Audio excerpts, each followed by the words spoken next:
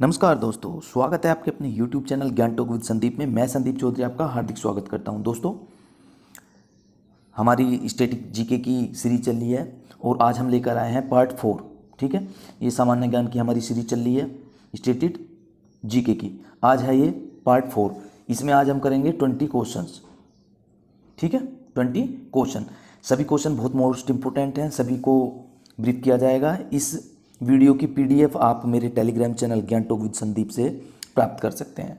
आप सभी जानते हैं कि सभी वनडे एग्जाम में जो भी स्टैटिक जीके का पोर्शन आता है वो काफ़ी मोस्ट इंपोर्टेंट होता है। ठीक है, ये सभी क्वेश्चन प्रीवियस एग्जाम में आए हुए हैं जो कि आपकी आगामी परीक्षाओं के लिए काफ़ी महत्वपूर्ण होने वाले हैं। तो चलिए दोस्तों शुरू करते हैं। क्वेश्चन नंबर 1 है, श्रावण बेलगोला कहाँ पर स्थित है?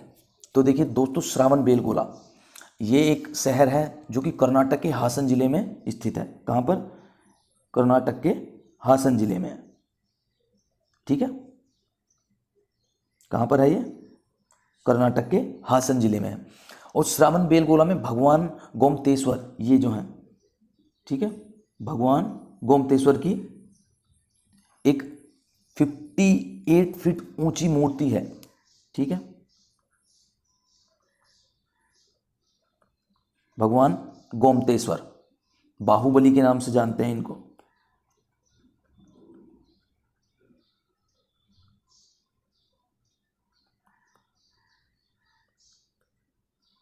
ठीक है, भगवान गोमतेश्वर बाहुबली की एक 58 फीट ऊंची मूर्ति है जो कि जैन धर्म के सबसे पवित्र महत्वपूर्ण तीर्थ स्थलों में से एक है। अच्छा, जो श्रावण बेलगोला है ये कहाँ पर है? हसन डिस्ट्रिक्ट में है। और ये जो है दो पहाड़ियों चंद्रगिरी और विंध्यगिरी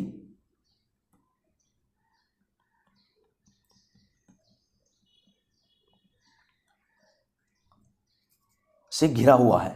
ठीक है, जो श्रावण बेलगोला में जो भगवान गोमतेश्वर की मूर्ति है वो किस पहाड़ी पर है? वो विंध्यागिरी पहाड़ी पर है। इसका प्रत्येक 12 वर्ष में महामस्तकाभिषेक किया जाता है। हाल ही में फरवरी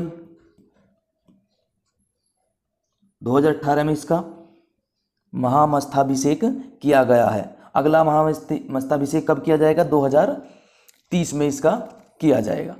ठीक है, ऐसा कहा जाता है कि जो चंद्रगुप्त मौर्य थे उन्होंने अंतिम समय में अपने जैन धर्म को अपना लिया था और यहाँ पर आकर जैन भिक्षु बन गए थे, सन्यासी जीवन व्यतीत किया था और यहीं पे उनको मोक्ष की प्राप्ति हुई थी। ठीक है दोस्तों, तो चलिए दोस्तों आगे बढ़ते हैं। विश्व तंबाकू निषेध दिवस कब मनाया जाता है? तो विश्व तंबाकू निषेध दिवस, नो टैबाको डे, मनाया जाता है दोस्तों 31 मई को। 31 मई को मनाया जाता है नो टैबाको डे। ठीक है दोस्तों, चलिए आगे बढ़ते हैं। विश्व पर्यावरण दिवस, अगर चलो मई के कुछ अन्य इंपॉर्टेंट डेज की बात कर लेते हैं। इसमें सबसे पहले आता है 1 मई। तो 1 मई को मनाया जाता है दोस्तों विश्व श्रमिक दिवस, काफी मोस्ट इंपोर्टेंट है।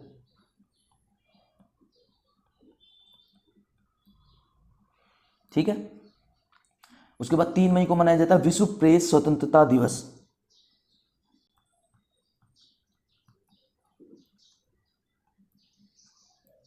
विश्व प्रेस, ठीक है दोस्तों। 8 मई की मोस्ट इंपोर्टेंट,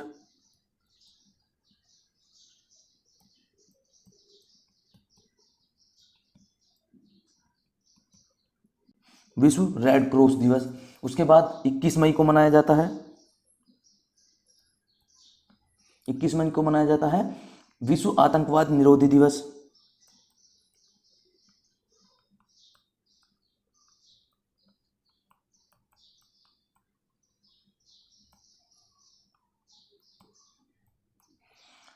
और 17 मई को मनाया जाता है विश्व दूरसंचार दिवस। तो ये मनाए जाते हैं कुछ मई में, इंपॉर्टेंट है। आगे बढ़ते हैं नेक्स्ट क्वेश्चन की तरफ। विश्व पर्यावरण दिवस कब मनाया जाता है? तो विश्व पर्यावरण दिवस मनाया जाता है दोस्तों 5 जून को। ठीक है, 5 जून को मनाया जाता है विश्व पर्यावरण दिवस, विश्व पर्यावरण दिवस। जून में अन्य अगर हम देखें तो 14 जून को मनाया जाता है रक्तदान दिवस, ठीक है। 20 जून को मनाया जाता है विश्व शरणार्थी दिवस, और 29 जून को मनाया जाता है राष्ट्रीय सांख्यिकी दिवस, पीसी महालनोबिस के जन्म दिवस के उपलक्ष्य में, ठीक है। चलिए आगे बढ़ते हैं दोस्तों। मध्य प्रदेश में स्थित विश्व विरासत स्थल भीमबेटका की गुफाएं जिन्हें बोला जाता है, वो किस लिए प्रसिद्ध है? तो ये प्रसिद्ध है दोस्तों रॉक शेल्टर के लिए। किसके लिए? पाषाण आश्रय, रॉक शेल्टर, ठीक है, रॉक शेल्टर के लिए प्रसिद्ध है, रॉक शेल्टर के लिए प्रसिद्ध है। चलिए आगे बढ़ते हैं। पुस्तक अग्नि की उड़ान के लेखक कौन है? पुस्तक अग्नि की उड़ान के लेखक हैं दोस्तों doctor APJ Abdul Kalam, doctor APJ Abdul Kalam.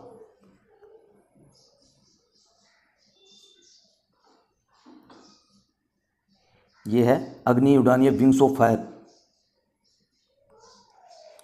ये APJ अब्दुल कलाम जी और अरुण तिवारी ने मिलकर के लिखा है इसको, ठीक है। विंग्स ऑफ फायर बहुत अच्छी पुस्तक है, पढ़नी चाहिए आपको, ठीक है दोस्तों। अच्छा, अब्दुल कलाम जी के बारे में बात कर लेते हैं। इन्होंने एक इग्नाइटेड माइंड्स भी पुस्तक लिखी है, इग्नाइटेड माइंड्स,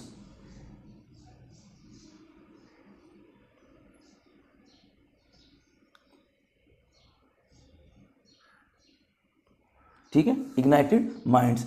भारत के राष्ट्रपति रह चुके हैं doctor APJ Abdul Kalam, president 2000 से 2007 तक, ठीक है। और डॉक्टर अब्दुल कलाम जी को मिसाइल कार्यक्रम का जनक भी कहा जाता है, मिसाइल मैन भी कहा जाता है, ठीक है, इनको मिसाइल मैन भी कहा जाता है। चलिए अगर बात करें डॉक्टर राजेंद्र प्रसाद की, तो राजेंद्र प्रसाद जी कौन थे? भारत के प्रथम राष्ट्रपति थे, फर्स्ट प्रेसिडेंट थे। कब से कब तक? 1952 से 57 तक रहे थे, और फिर 57 से 1962 तक रहे थे, ठीक है, 2 कार्यकाल तक ही रहे थे। संविधान सभा के स्थायी सदस्य भी रहे थे, ठीक है। चलिए आगे बढ़ते हैं। वर्तमान में प्रचलित राष्ट्रीय ध्वज का डिजाइन किसने तैयार किया है? तो वर्तमान में जो प्रचलित भारत का राष्ट्रीय ध्वज है उसका डिजाइन तैयार किया है पिंगली वेंकैया ने, ठीक है, पिंगली वेंकैया ने। हमारे राष्ट्रीय ध्वज में 3 रंग होते हैं, केसरिया, श्वेत और हरा, और इसकी जो लंबाई और चौड़ाई है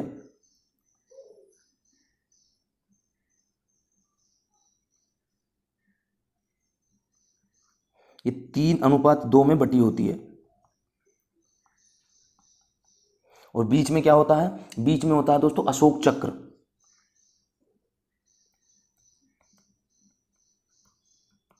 अशोक चक्र जिसमें 24 तिल्लियां होती हैं, ठीक है। अशोक चक्र को कहां से लिया गया है? सारनाथ से, ठीक है, कहां से लिया गया है? सारनाथ से। सुचेता कृपलानी कौन थे? सुचेता कृपलानी जो प्रथम, और कहां की थी ये? यूपी, ठीक है। चलिए आगे बढ़ते हैं।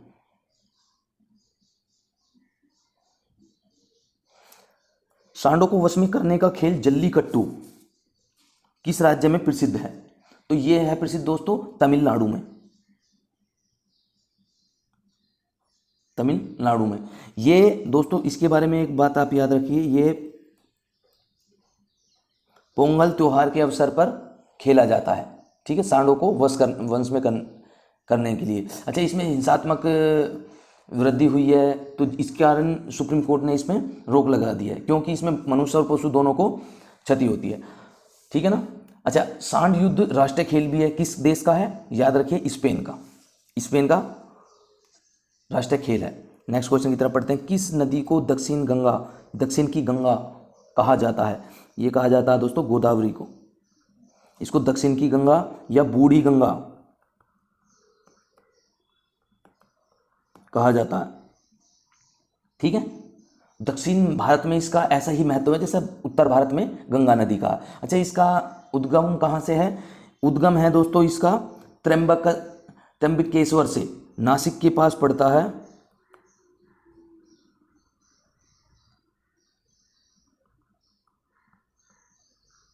त्र्यंबकेश्वर, वहां से इसका उद्गम है। लगभग 1465 किलोमीटर की डिस्टेंस को कवर करके ये कहाँ गिरती है? ये गिरती है बंगाल की खाड़ी में। ठीक है, बंगाल की खाड़ी में ये गिर जाती है। चलिए दोस्तों, जो अन्य नदियाँ जैसे कावेरी है, कृष्णा है, ये भी काफ़ी मोस्ट इंपॉर्टेंट हैं दक्षिण भारत के लिहाज से। चलिए आगे बढ़ते हैं। शब्दों के जोड़े दिए गए, इनमें से भिन्न को ज्ञात करना है। इनमें से कौन सा भिन्न है? तो देखिए दोस्तों, 5 जून को मनाया जाता है विश्व पर्यावरण दिवस, सही है। 22 अप्रैल को अर्थ डे मनाया जाता है। 22 मार्च को जल दिवस मनाया जाता है। लेकिन 22 मई को नहीं मनाया जाता विश्व गोराया दिवस। इसका सही जवाब है 22 मई। ठीक है, क्यों? क्योंकि 22 मई को मनाया जाता है जैविक विविधता दिवस।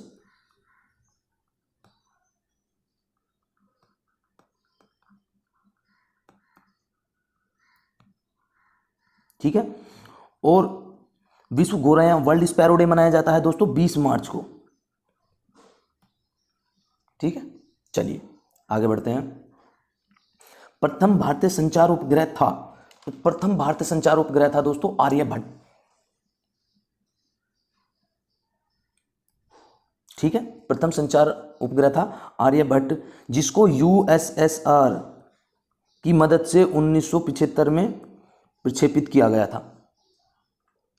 ठीक है, अगर मैं बात करूं प्रथम भू प्रक्षेपण उपग्रह की, तो ये था दोस्तों भास्कर प्रथम, जिसको 1979 में प्रक्षेपित किया गया था। ये क्या था? First earth observation satellite.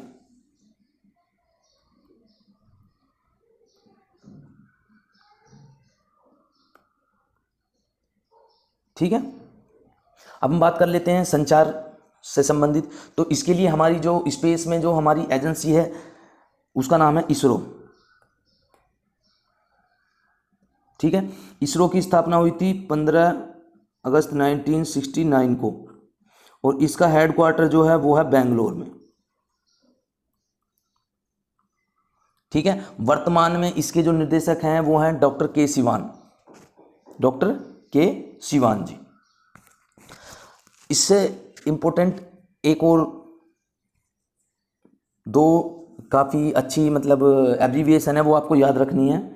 एक है PSLV, एक है GSLV। PSLV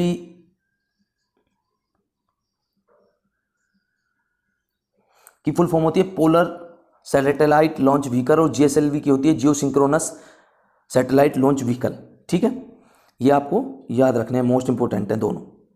ठीक, अच्छा अगर मैं बात करूं GSLV Mark 3, तो इसको बोला जाता है दोस्तों बाहुबली बोला जाता है। ठीक है, 2 और आप इंपॉर्टेंट क्वेश्चन याद रख लीजिए, एक चंद्रयान के बारे में और एक मंगलयान के बारे में। ठीक है, चंद्रयान और Mangalyaan.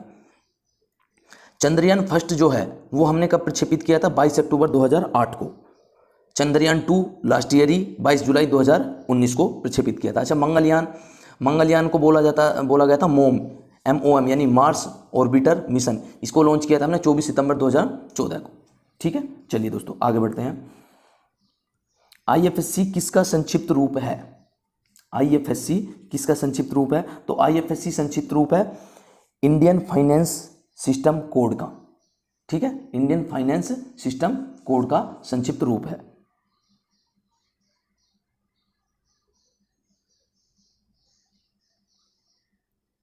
Indian finance system code का ये संक्षिप्त रूप है। क्या? IFSC। ये क्या है? ये मतलब ट्रांसफर जो एक कोड होता है जो बैंकों के द्वारा दिया जाता है। ठीक है, IFSC Indian finance system code. चलिए आगे बढ़ते हैं। भारतीय सशस्त्र बलों ने ऑपरेशन मेघदूत का संचालन कहां से किया था? ठीक है, तो इसका संचालन किया था दोस्तों सियाचिन से। ठीक है, सियाचिन। कहाँ पर किया था दोस्तों, सॉरी, सियाचिन, सियाचिन के लिए किया गया था। सियाचिन क्या है, सियाचिन एक ग्लेशियर है दोस्तों, जो कहाँ पर है, काराकोरम पर्वतमाला में है, बिल्कुल ऊपर भारत के टॉप पे, ठीक है, पर्वतमाला है, लगभग 6000 फीट ऊंची है ये, ठीक है।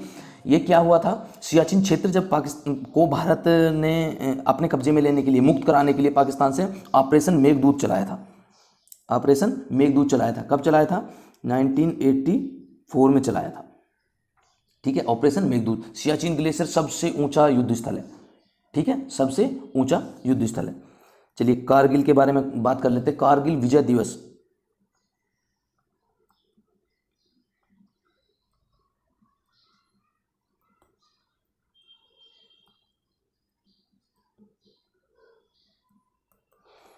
कारगिल विजय दिवस मनाया जाता है 26 जुलाई को। चलिए आगे बढ़ते हैं। मोबाइल फोन का उपयोग करके धन स्थानांतरण करने की प्रक्रिया को कहा जाता है, क्या कहा जाता है, इसको बोला जाता है IMPS, ठीक है दोस्तों, IMPS। अच्छा, IMPS की फुल फॉर्म क्या होती है, तो IMPS की फुल फॉर्म होती है immediate payment service.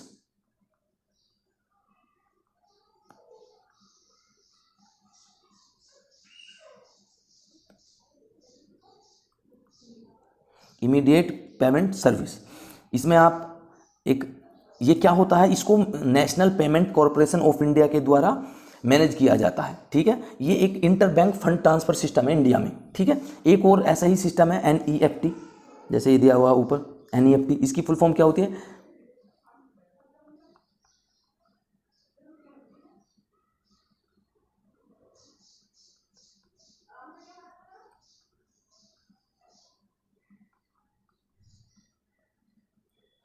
National electronics fund transfer, ठीक है।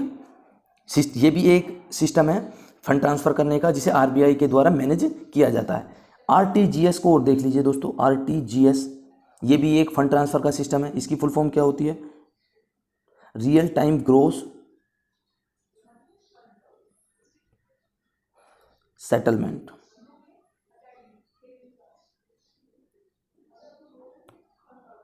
ठीक है। चलिए आगे बढ़ते हैं।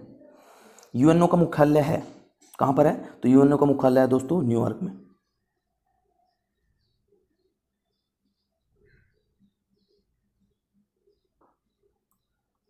ठीक है, न्यूयॉर्क में। न्यूयॉर्क में और अन्य दो मुख्यालय हैं, किस किस के, यूनिसेफ का भी मुख्यालय न्यूयॉर्क में ही है, ठीक है। अच्छा, यूनिसेफ क्या होती है, यूनिसेफ को यूनेस्को से कंफ्यूज मत कर लेना। जो यूनिसेफ होती है वो होती है United Nation International Children Education Fund, और जो यूनेस्को होती है वो United Nation Educational Scientific and Cultural Organisation. अच्छा, इसका कहाँ पर है, इसका पेरिस फ्रांस में, ठीक है। वाशिंगटन की बात करें तो वाशिंगटन में दो हैं, IMF का और वर्ल्ड बैंक का, ठीक है। जिनेवा की बात करें तो जिनेवा में हैं 4 इंपॉर्टेंट जो हैं, एक है ILO Indian Labour Organisation, WHO World Health Organisation, ITU International Telecommunication Union अंतर्राष्ट्रीय दूरसंचार संघ, और एक है WTO World Trade Organisation Geneva में। देखो इसको ऐसे याद से रख सकते हैं, श्रम करने से क्या है, हमारा जो शरीर है स्वस्थ रहता है और खून का संचार भी अच्छा रहता है, और इससे क्या है, हमारा व्यापार भी, स्वस्थ शरीर रहेगा तो हमारा व्यापार भी क्या है, फलता फूलता रहेगा, बढ़ता रहेगा।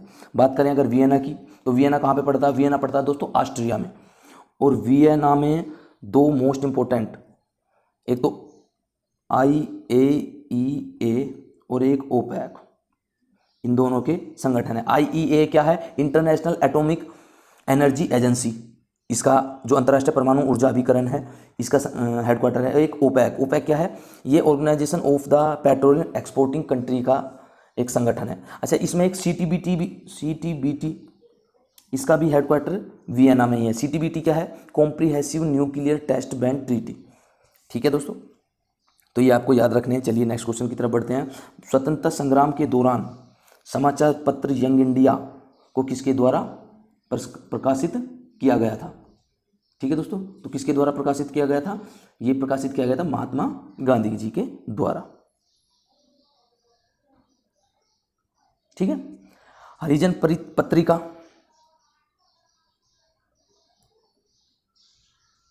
भी किसने निकाली थी? महात्मा गांधी जी ने। हरिजन पत्रिका प्रकाशन भी हरिजन नाम दिया था दलितों को महात्मा गांधी जी ने। ठीक है, महात्मा गांधी जी ने। चलिए आगे बढ़ते हैं।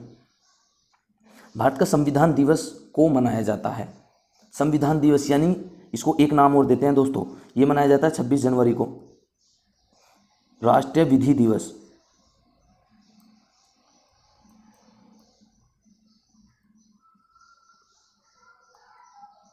ठीक है, बोला जाता है इसको, 26 नवंबर को मनाया जाता है। 26 नवंबर 1949 को हमारा संविधान बनकर तैयार हुआ था और लगभग 299 में से जब उस समय उपस्थित 284 सदस्यों ने इस पर हस्ताक्षर किए थे। ठीक है, अच्छा 26 नवंबर का इंपॉर्टेंट क्यों है? 26 नवंबर 1930 सॉरी 26 जनवरी इंपॉर्टेंट डेट है हमारे लिए। क्यों? क्योंकि इस दिन पहली बार झंडा फहराया गया था और प्रत्येक वर्ष स्वतंत्रता दिवस मनाने शुरू किया गया था। ठीक है, 26 जनवरी 1950 को संविधान को पूर्ण रूप से लागू कर दिया गया। ठीक है, संविधान सभा का गठन जो है वो कैबिनेट मिशन के प्रस्ताव पर हुआ था और ये कब हुआ था? 9 दिसंबर 1946 को हुआ था। संविधान सभा में याद रखिए 389 सदस्य थे। ठीक है, चलिए आगे बढ़ते हैं। भारत में राष्ट्रीय सुशासन दिवस कब मनाया जाता है? राष्ट्रीय सुशासन दिवस कब मनाया जाता है? तो ये मनाया जाता है दोस्तों 25 दिसंबर को। क्यों मनाया जाता है ये आपको भली भांति याद होना चाहिए। 25 दिसंबर को होता है अटल बिहारी वाजपेयी जी का जन्मदिन। उनके उपलक्ष्य में ये भारत सरकार द्वारा चालू किया गया है गुड गवर्नेंस डे। ठीक है, अटल बिहारी वाजपेयी जी।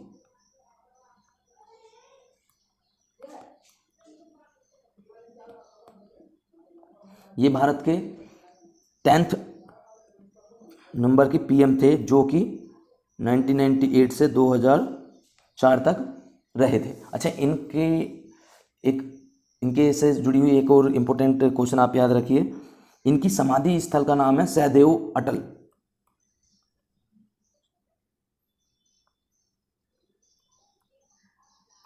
ठीक है, ये कहाँ पर है? नई दिल्ली में है। इनको 2015 में क्या भारत रत्न के पुरस्कार से भी नवाजा गया था। ठीक है, तो ये सभी इम्पोर्टेंट हैं इसमें। अच्छा अगर बात करें हम 24 नवंबर की तो 24 दिसंबर की, तो 24 दिसंबर को मनाया जाता है दोस्तों राष्ट्रीय उपभोक्ता दिवस। ठीक है, 23 दिसंबर में मनाया जाता है किसान दिवस, चौधरी चरण सिंह जी के जो भारत के प्रधानमंत्री रहे थे उनके बर्थडे के उपलक्ष्य में। 26 दिसंबर को मनाया जाता है CRPF डे, CISF का स्थापना दिवस। ठीक है,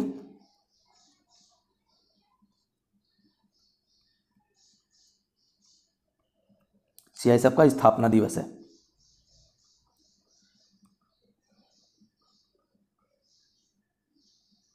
26 दिसंबर को। चलिए आगे बढ़ते हैं।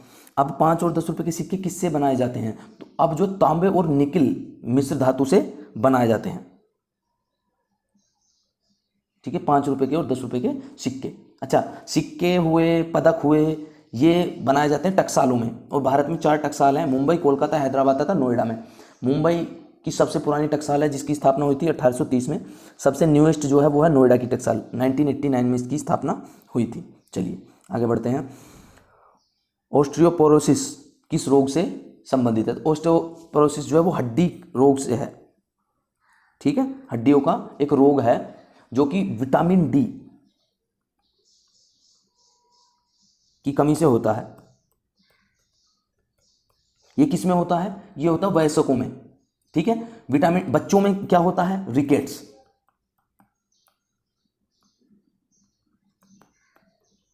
बच्चों में होता है। अच्छा विटामिन डी का नाम क्या है? विटामिन डी का नाम होता है दोस्तों कैल्सीफेरॉल।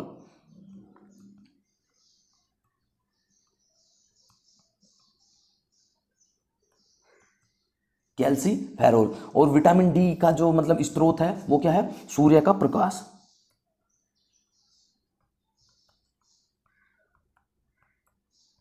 सूर्य का प्रकाश।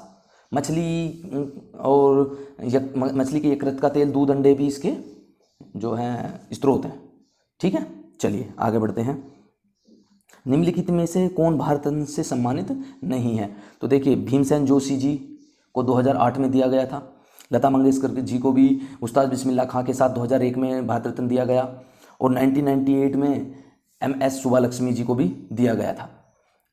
जो हमारे AR रहमान हैं, इनको भारत रत्न नहीं दिया गया है। तो सही जवाब है AR रहमान। ठीक है, AR रहमान। चलिए आगे बढ़ते हैं। तो देखिए, ये था आज के हमारे 20 क्वेश्चन। ये वीडियो आपको कैसा लगा कमेंट्स करके ज़रूर बताइए दोस्तों। ठीक है, चैनल को सब्सक्राइब कीजिए, बेल आइकन को दबाइए ताकि आपको लेटेस्ट नोटिफिकेशन प्राप्त हो सकें। और इस वीडियो की जो मैंने ये लिखी हुई PDF को आप प्राप्त कर सकते हैं ज्ञान टॉक विद संदीप चैनल को सर्च करके टेलीग्राम पर। ठीक है, अंततः चलते हुए एक थॉट हम आपके लिए लेके आए हैं कि मुश्किलों से कह दो उलझा ना करे हमसे, मुश्किलों से कह दो उलझा ना करे हमसे, हमें हर हाल में जीतने का हुनर आता है। तो दोस्तों, आप अगर विद्यार्थी जीवन जी रहे हैं तो मुश्किलें आती हैं, ठीक है, लेकिन उससे आपको लड़ना है और डेमोरलाइज नहीं होना है। हमेशा अपने आप को इंस्पायर रखना है। देखिए, अपने आप को इंस्पायरेशन देने, आपको दूसरे से कोई ज़रूरत नहीं है कि आप दूसरों से लीजिए। आप खुद को मोटिवेट रखिए। किसके लिए? अपनी जॉब के लिए, अपने माता पिता के लिए, अपने भाई बहन के लिए। ठीक है, अपने लिए। ठीक है, तो इसी के साथ मैं विदा लेता हूँ।